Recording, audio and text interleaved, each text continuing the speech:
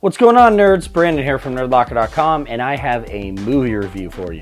I got to see Infinity War. I was gonna do a spoiler and then a non-spoiler and then a spoiler, but Marvel and the Russo brothers have been really big on not posting spoilers. And although there's some stuff that obviously have to get discussed, I think I'm just gonna hold off entirely on posting anything with spoilers.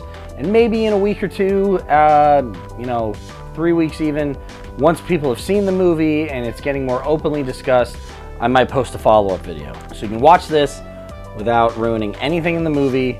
There's a lot.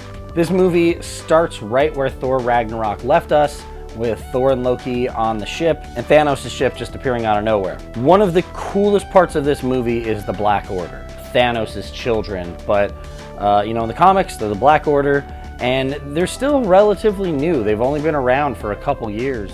It's so cool seeing them on screen with Thanos, and we get Thanos at the end of Avengers 1, and we get him in Guardians for a minute, and you see him here and there, but we just start with him. And he is there, and he is making himself known, and Josh Brolin kills it as Thanos. My biggest thing about this movie is the character interaction. Avengers 1 and Avengers 2 had these scenes where it almost felt like,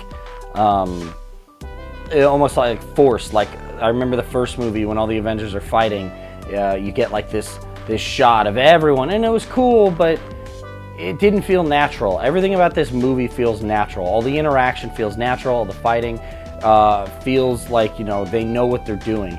And it's not as much this my turn to, jump on in and get the camera, but it's done very well, and I really, really enjoyed that part of it. A lot of these people have known each other for a few movies now, and a lot are meeting for the first time. And that was another really cool part of this. Seeing the relationship between Peter Parker and Tony Stark, and then introducing Doctor Strange into the mix. Doctor Strange is new to everybody else. So is mysticism for the most part. So, there's a bunch of good one-liners from Tony, which are just great. But yeah, there is a lot to this movie. Kind of get to see where the official legal Avengers are, illegal secret Avengers are.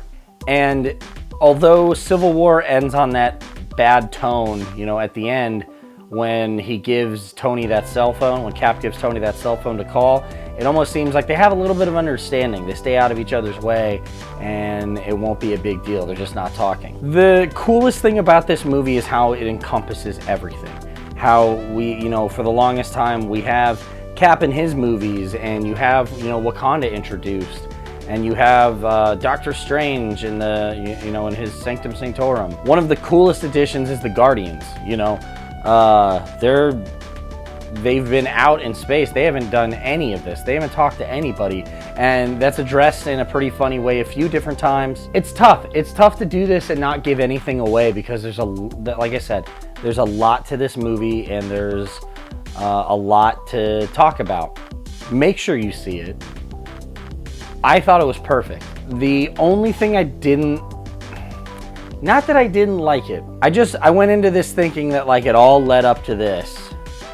And although it did, I think we're just getting started. And I think that's why I like this movie so much. I'm excited for you guys to see it.